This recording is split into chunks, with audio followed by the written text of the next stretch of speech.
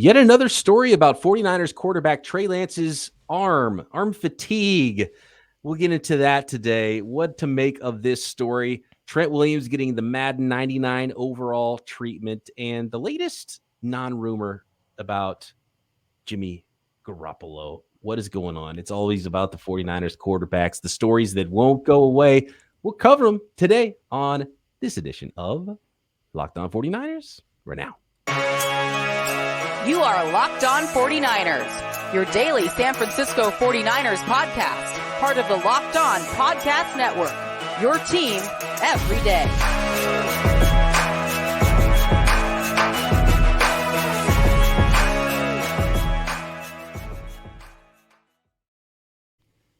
Welcome to Locked On 49ers. Brian Peacock and Eric Crocker with you at BD Peacock at Eric_Crocker. If you're watching us on YouTube, I had the wrong background. Now it's right. You can see his at Eric_Crocker. You can find me on Twitter at BD Peacock. We appreciate you making Locked On 49ers your first listen every day here on the Locked On Podcast Network. Your team every day. It is what we do. And Croc, appreciate you for driving all the way across the country to be back home at your studio now.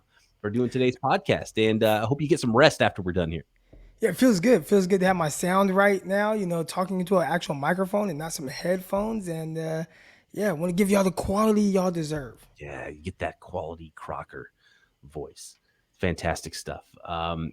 Croc, what to make of the latest of Colin Cowherd and Mike Silver, both hearing from their sources about this quote-unquote arm fatigue and Trey Lance. It's a story we heard a few months ago now, right, about Trey Lance and some dead arm or some arm fitness, I think was one of the terms used. What's going on here? Is this the same old story? Is this a new story? What's going on with Trey Lance and arm fatigue? Why are we hearing more about this right now in July, 2 weeks away from training camp?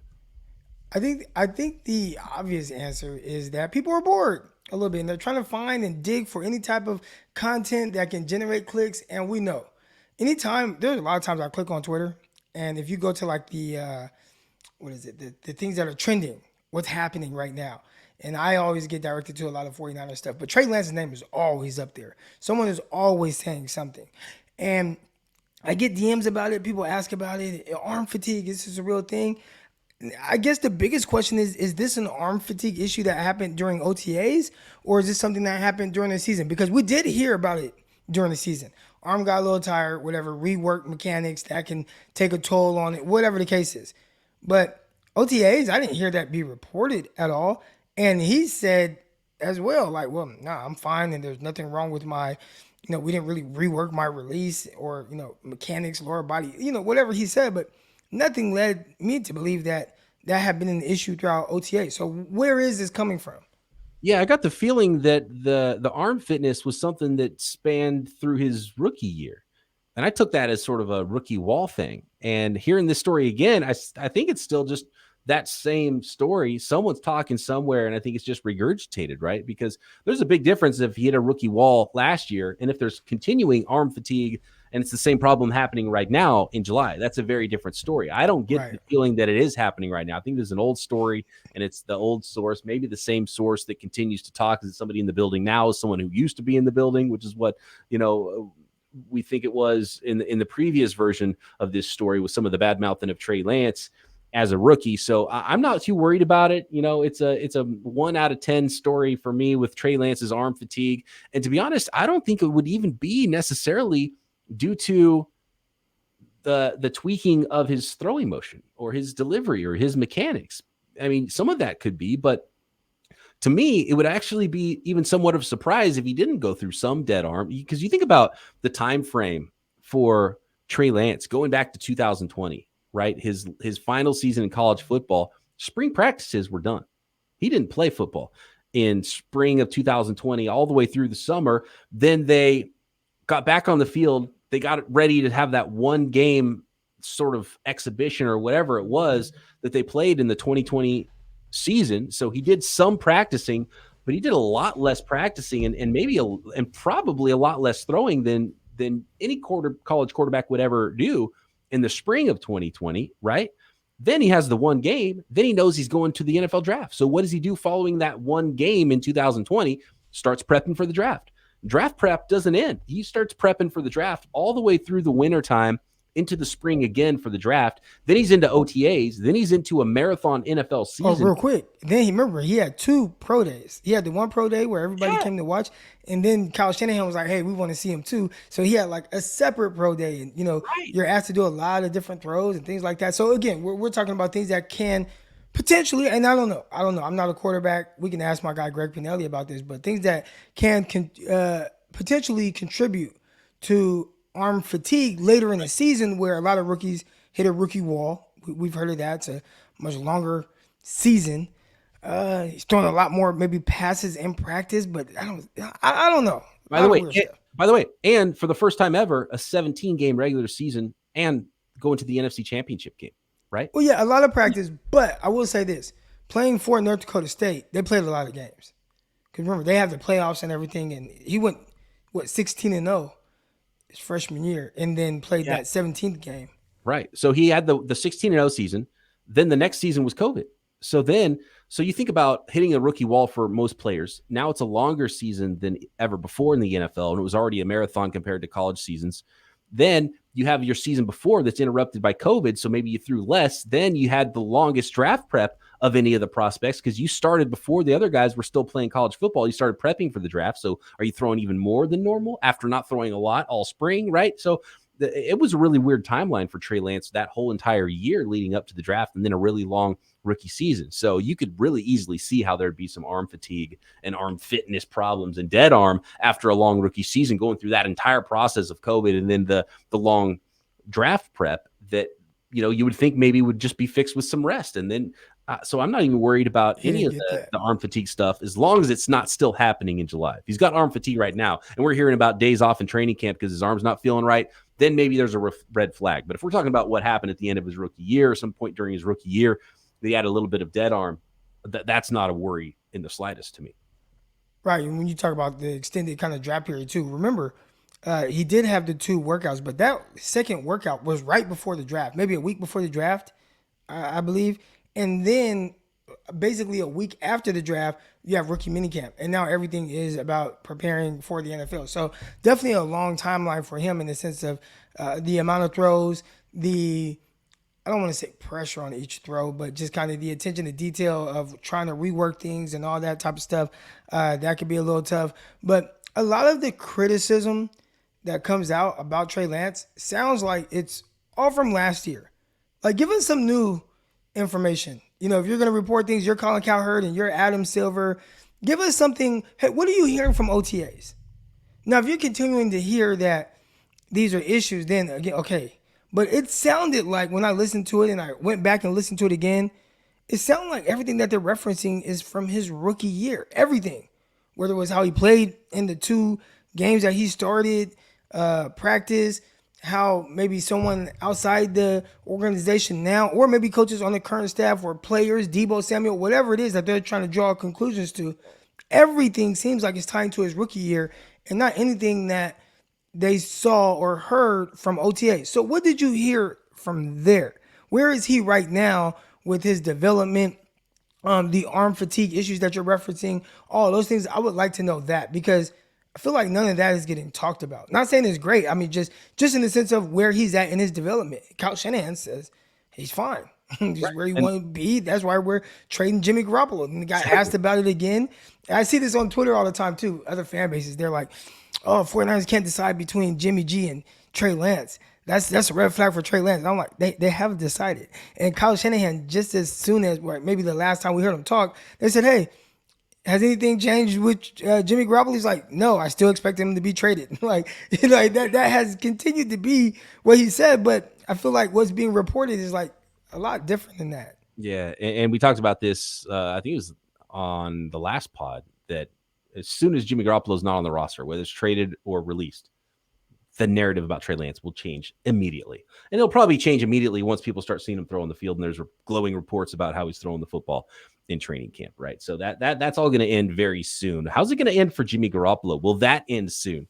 I think that's something we've got to talk about next. And RG3 too, his comments. Oh, RG3. Yeah, we'll get into RG3's comments. And Trent Yeah. Williams gets the 99 overall on Madden 23. All that coming up. But first, let's tell the folks about the new coconut brownie chunk flavor of Built Bar at built.com. Not only the traditional coconut brownie chunk style of Built Bar, but you also get the puff as well. You can get a coconut brownie chunk puff. To my knowledge, it's the first time Built's done both puff and the traditional Built Bars in the same flavor. So we're talking about deliciously chewy marshmallow covered in 100% real chocolate, which is key. It's like a fluffy cloud of brownie goodness with that coconut brownie chunk puff. And the best part is it's a protein bar that tastes like a candy bar. I don't know how they do it. I don't know how they make Built Bars taste so good, but Built Bars are high in protein, low in calorie, low in sugar. You're talking about 150 calories or 150 calories, only 4 or 5 grams of sugar, only 4 or 5 grams of net carbs, and 17 grams of protein in most Built Bars. It's fantastic. And whether it's the coconut brownie chunk or one of the puff flavors of Built Bars or one of the old standards, I love the peanut butter, you can get 15% off or get a mixed box at built.com. Just go to built.com right now. Use promo code LOCKED15 to get 15% off your order. That is promo code LOCKED15 for 15% off at built.com. Thanks again, everybody, for making Locked On 49ers your first listen. For your second listen, make sure you're checking out everything going on the Locked On NFL channel. Locked On NFL YouTube is also the home of the Peacock and Williamson NFL show. And, of course, check out Croc doing Locked On NFL Draft right here on the Locked On Podcast Network. All right. RG3, a former Shanahan quarterback, by the way. Yeah. What'd you think about what RG3 had to say? I think it was yesterday, which was, I don't even know what day it is anymore. It was Wednesday, I think, that RG3 was talking about the 49ers quarterback situation. You know, one thing stood out. There were some things where it's just like, well, of course, right? You know, Trey Lance is more talented than Jimmy Garoppolo. Okay, we can see that. Now, can he execute an offense better? That's what's going to be the big question. But some of those things, he can make the play that's not there to be had, or, you know, he can overcome the X's and O's. All those things that we've kind of seen at different times with Trey Lance. Okay, I see that. But there was something else that really stood out to me about Kyle Shanahan, and we've talked about it. He mentioned how Kyle Shanahan is a control freak.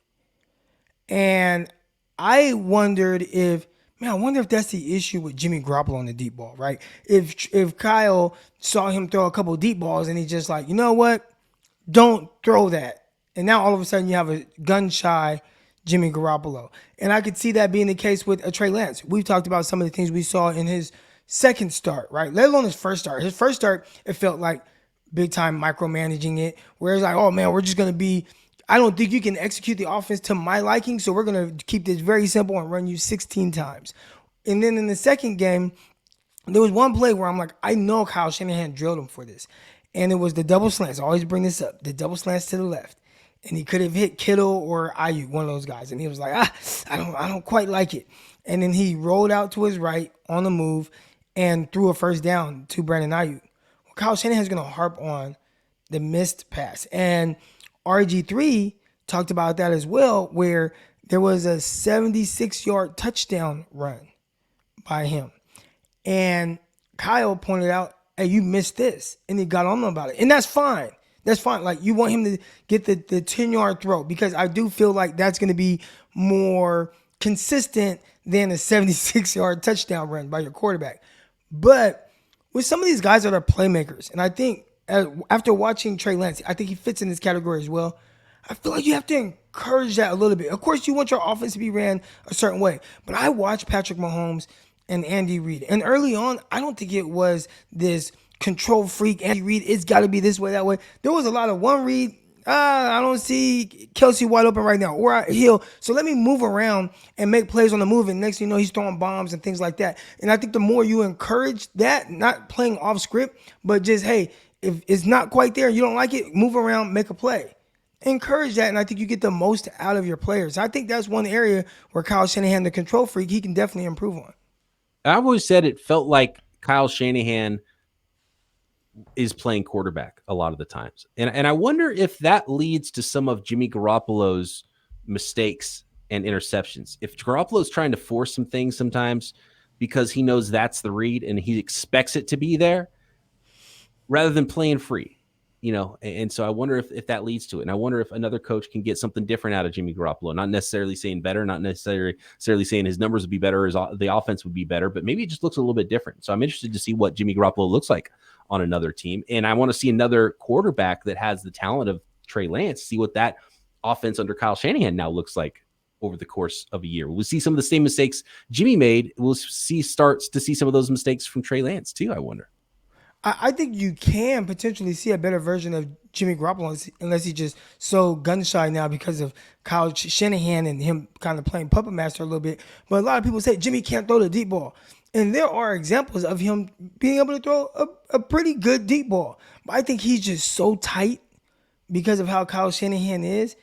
And Kyle Shanahan kind of constricted him to really playing in a certain level. And Jimmy doesn't have a great arm. And we know that by watching drive throws outside the numbers. The ball kind of dies on him a little bit. Yeah. But I do think there's certain things where when you have a coach like Kyle, it can get a little tense. And RG3 kind of backed that up. And he didn't say just Kyle. He said the Shanahans as well. So he included Mike in that as well, which we heard the story of Jake the Snake Plumber, right? Jake Plumber, where he talked about he just never felt good enough for Mike Shanahan. Never felt like he was good enough and had to kind of move away from that. And that's got to be tough. I wonder if there's some of that going on in the 49ers building. Yeah, that's really interesting. And yet Jimmy can throw the ball far enough. His most famous missed throw was an overthrow of a deep ball in the Super Bowl, right? Like he overthrew it. It wasn't like he threw some duck that fluttered short and it was picked off or something. He overthrew Emmanuel Sanders. And a lot of the 49ers deep balls were plays that were schemed up, which is why I say that sometimes it feels like Kyle Shanahan is actually playing quarterback and not whoever's playing quarterback. So it's really interesting. And I'm sure it's tough. It's going to be tough for any young player, the learning curve to play in the NFL, but I think maybe just a little extra layer of difficulty getting ready for Kyle Shanahan's offense. But clearly they like enough of Trey Lance, or maybe they feel forced to want to trade Jimmy Garoppolo. But will they release Jimmy Garoppolo if they don't get a trade? They're clearly trying to trade Jimmy. Croc, do you think the 49ers will release him? Because according to Adam Schefter, the 49ers don't want to release him. And that kind of makes some sense. Or is that them actually believing that? Like they would not release him at all? Or is that them just saying, well, of course we can't say we're going to release him because then why would a team trade for him? So they're just hanging on until he clears, he's cleared to throw, and then they'll make a decision and say, okay, there's no trades. We'll go ahead and release you now. Yeah, I think what you just said, you kind of got to just let him go, but you can't say that. Yeah. And the reason why you have to let him go, or at least what you say is, oh, we're doing this for Jimmy Garoppolo. We want to give Jimmy the best chance to be able to seek out a team that's going to benefit him, and that's going to be the best situation for him to be able to go in and potentially winning a starting spot. This is definitely a much different situation than what we saw from Baker Mayfield, who was guaranteed $18 million. So you saw the team that I believe it was the Browns. The Browns ate, $10 million of that contract? Yeah, 10.5. Yeah, so, they're eating $10 million to be able to get rid of him because they still saved some money on the back end, but they had to get rid of him. As opposed to Jimmy Garoppolo, the 49ers, if they cut him, he's not guaranteed $18 million like Baker Mayfield. Baker was guaranteed $18 million. Jimmy's not really guaranteed anything, maybe $1.5 million, something extremely low. Yeah. So it's essentially, if you're the 49ers, if you do try to take on some of the cap and trade him away, you're basically buying a draft pick. You're buying a 4th round pick or a 5th round pick and for $10 million. And I just don't see the 49ers doing that because the value's not there. So I think they end up releasing them. Right. It would have to be, and I don't know exactly what the dollars to draft picks would be, but you'd have to be getting something significant if you're taking on any money for Jimmy G. Or maybe it's a player that you're taking back. There was a listener that asked Wink and I yesterday about Kareem Hunt. What about Kareem Hunt for Jimmy Garoppolo? Would that be a way that the 49ers would kind of save face? They would get a good player back. They'd be taking on Kareem Hunt's $6 million.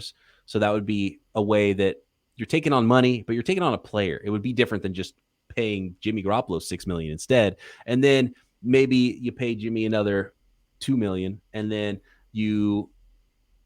Jimmy takes a pay cut like Baker did, so he can facilitate a trade to a place where he has a chance to start, and then he also restructures or something like that. And so there's a lot of moving parts there with dollars, but just straight up money, it would have to be a pretty decent pick, and the Browns aren't going to give you a second round pick for taking on $15 million of Jimmy Garoppolo's salary or something like that. I can't see anything like that at all happening. In which case, every road starts to lead closer and closer to, man, really in the end, what's best even for the 49ers is just rolling over that $25 million into next year.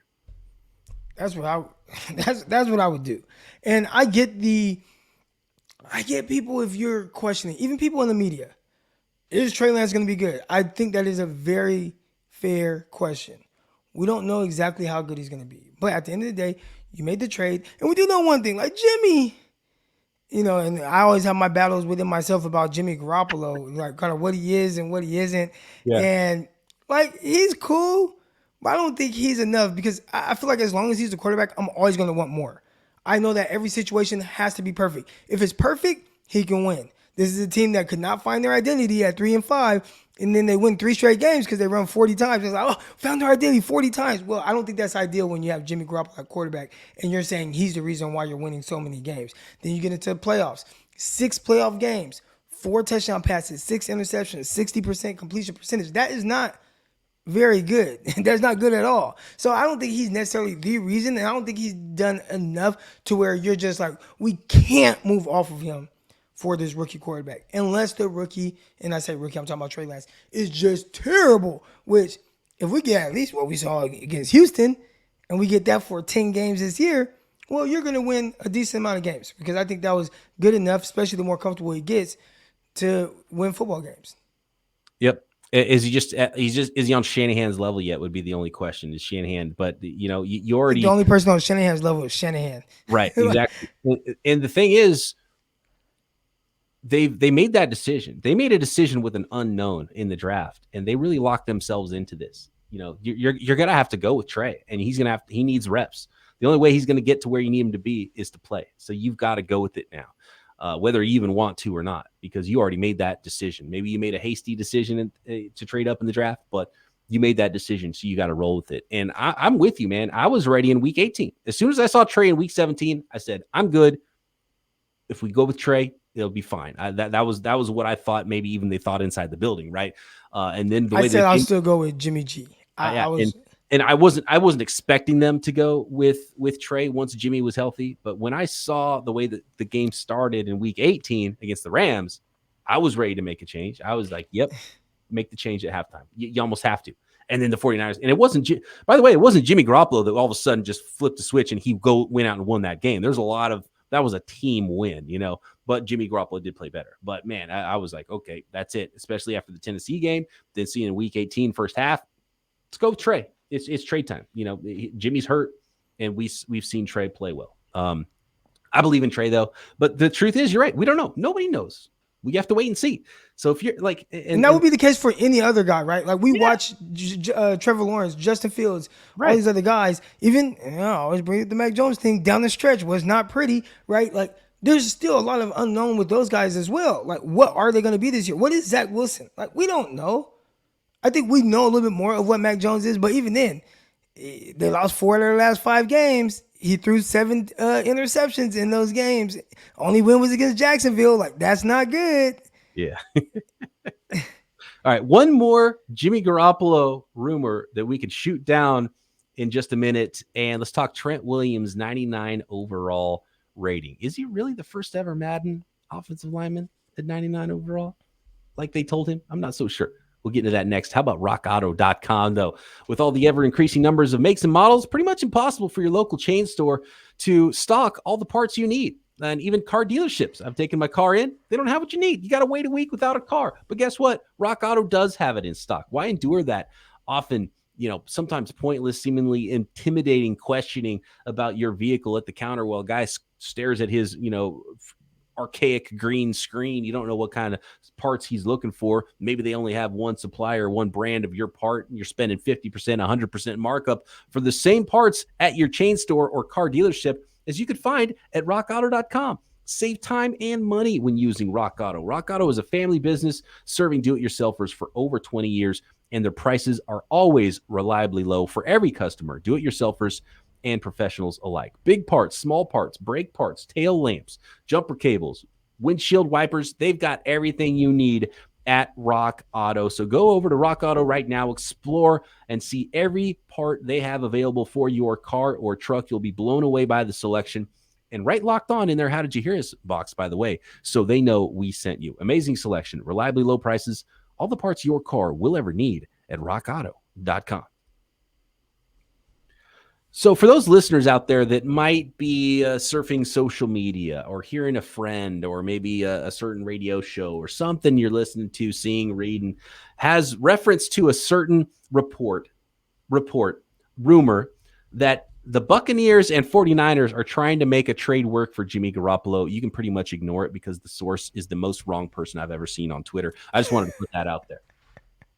I'm not even going to use his name because he's just traditionally terrible and awful. And I keep seeing this getting tweeted out on Thursday night, and it is not a rumor worth looking into. I think there might be some surprise teams that might be interested in Jimmy Garoppolo, like say the New York Giants, or, maybe the Texans decide to circle back, especially if he's released. There might be more teams interested to bring him in to compete with the guys they have. But this trade, this doesn't make any sense. And the guy who reports it's almost guaranteed that it's wrong when you see this one specific person report something like that. So disregard it. But Croc, any dark horses for Jimmy? Well, I was going to ask you real quick, how soon after he's cleared do you expect some action to happen?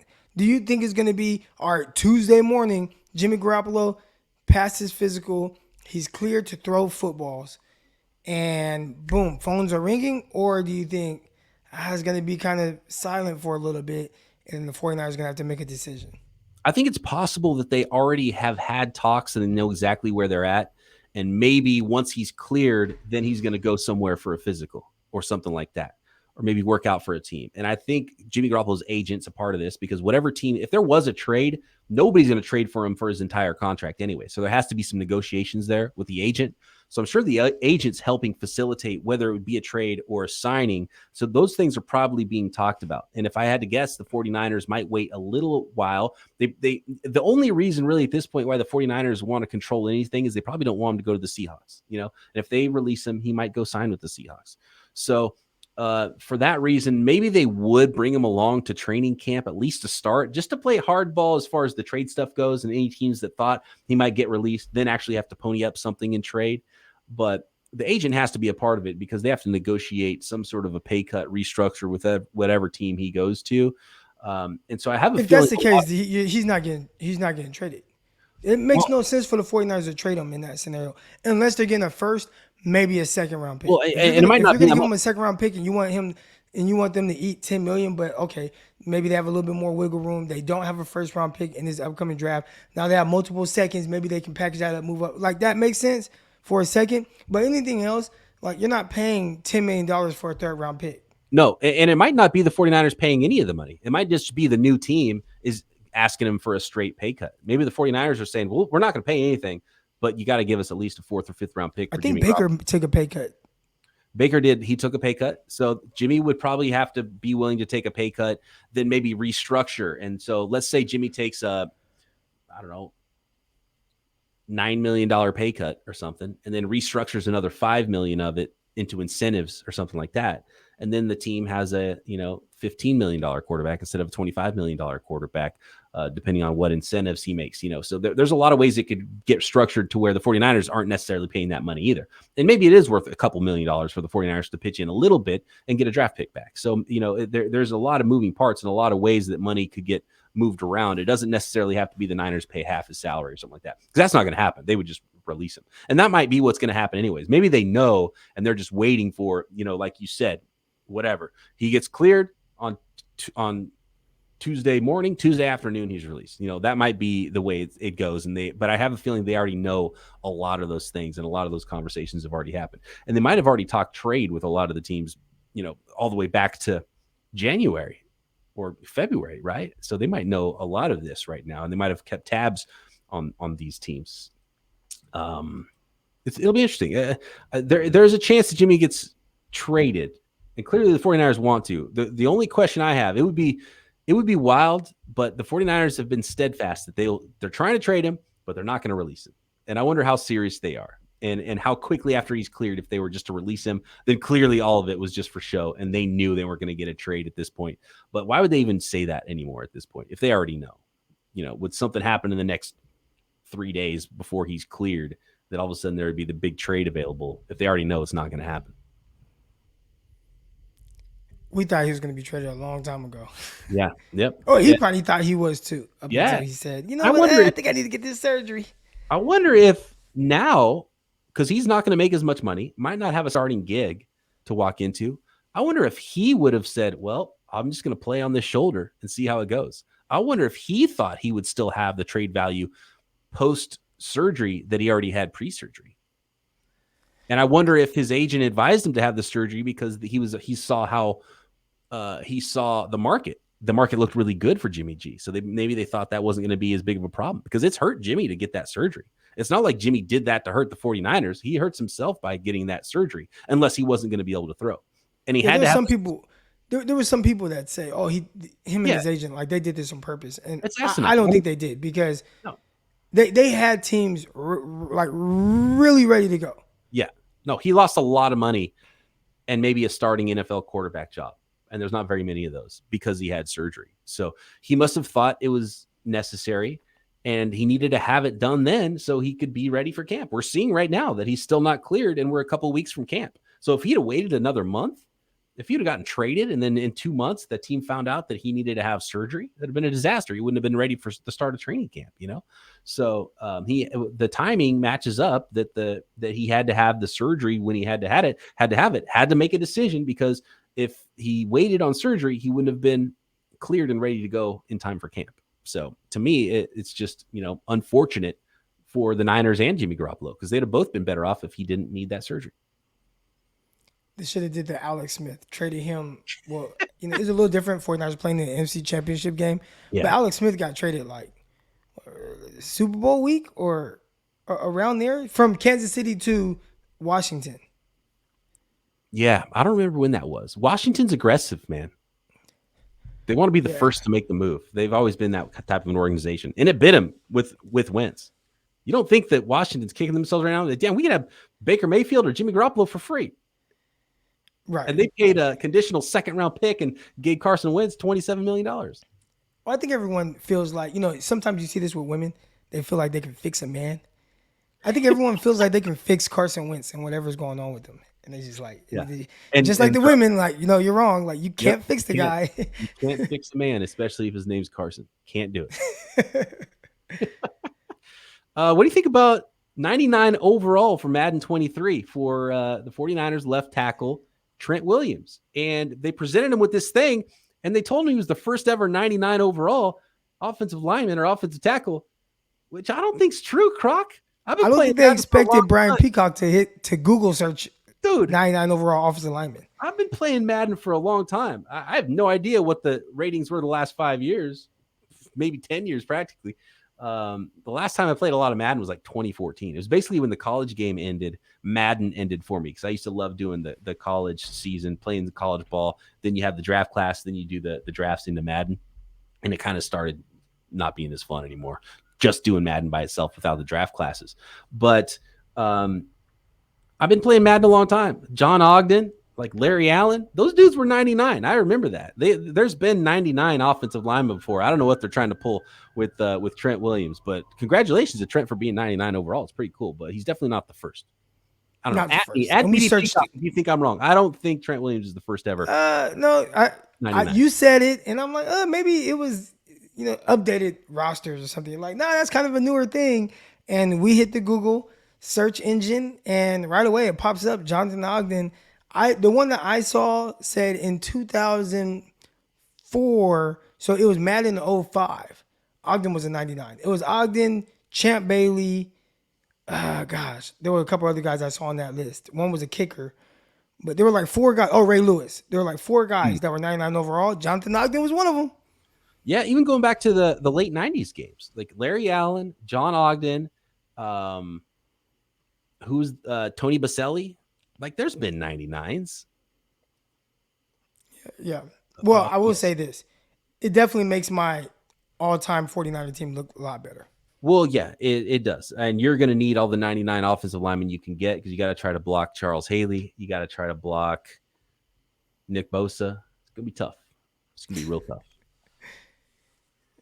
Well, Neither one of those guys 99. And I saw you post a thing on Charles Haley, but I don't think that was his actual Madden rating. I think that was one of those like MUT cards, legendary card type things. I'm trying to think.